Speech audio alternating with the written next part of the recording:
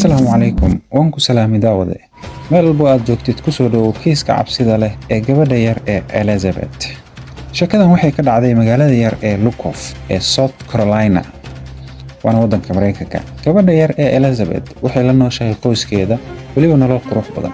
Waxay dhigan jirtay iskuulka iyadoo bilaabaysay waqtigaas dugsiga sare. Iskuulku waxa uu bilaabatay nolol qurxoon iyadoo ay ku yeelatay saaxiib ay la haasaaw.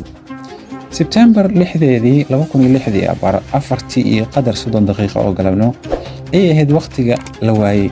Hooyadeed oo shaqada ku maqan ayaa soo wacday wiilkeeda Donny iyadoo weydiisay inay imaatay gabadheeda Elizabeth, isaguna uu ugu jawaabay maya. Madeline oo ah hooyada Elizabeth aad ayay u walacday. Shaqada ayay ka soo tagtay oo waxay soo aaday guriga iyadoo raadinayso gabadheeda. Sidoo kale Don oo ah ninkeeda ayaa guriga ku soo laabtay. hooyada Elizabeth ayaa wacday asxaabta iyo qoyska si ay uga caawiyaan inay kala raadiyaan xaafadaha u dhow, balse dadaaladaas kuma guuleysan.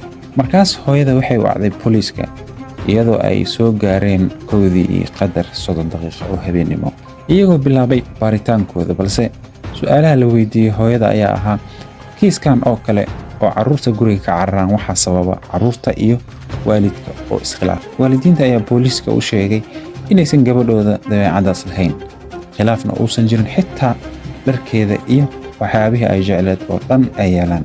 Booliiska ayaa sidoo kale wareystay ardayda la raacday baska iyo kuwa iskuulka, balse waxay sheegeen markii ugu wardambeysay inay faraxsaneed. wiil ayaa yiri walaalkay ayaa meel dhexe anagoo marayna oo gaariga baska saaran naga hor yimid oo aan gaarigiisa raacnay, laakiin Elizabeth ayaa naga diiday inay nala raacdo gaariga walaalkay.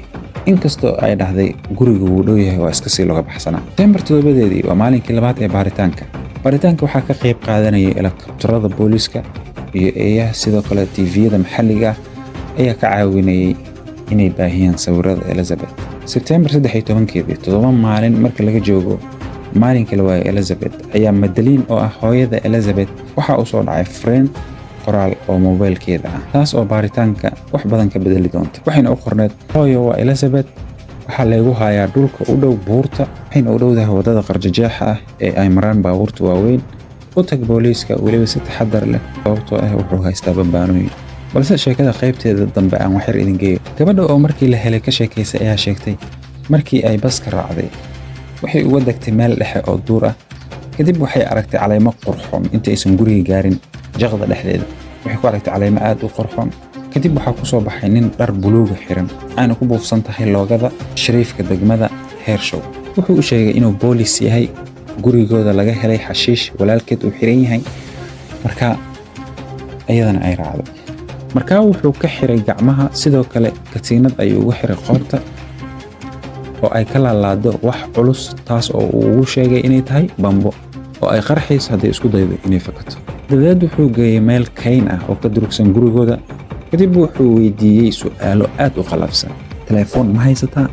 bikra ma tahay? kadib ayadana ay su'aashay aawe booliiskii iyo aawe walaalkii.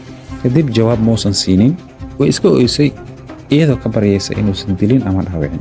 kadib waxay tageen kaynta dhexdeeda oo uu ugu yaalo god iyadoo oynaysa ayaga. waxayna ku aragtay meeshaas wax walba oo ay booliiska haystaan sida qoryaha fudud, dhishiikaha, taangiga iyo bastoolad. markaas waxay dareentay inuu aad u hubeysan yahay oo haddii ay samayso wax isku day ah uu dili karo. waxay baratay magaca ninka oo ahaa Vincent Villiers. inta uu cuntada siinayo TV-ga meesha yaallay ayay ka daawanaysay ama ay ka arkaysay reerkeeda oo raadinayo iyo hooyadeed oo ku baryotamaysa kaliya waxaan rabaa ilmahayga. laakiin maalin kasta sheekadeeda ayay ka daawanaysay TV-ga, laakiin waxna ma awoodo. laakiin dhibka ugu badan ee haystay ayaa ahaa inuu waqti kasta kufsan jiray oo una jirdili jiray.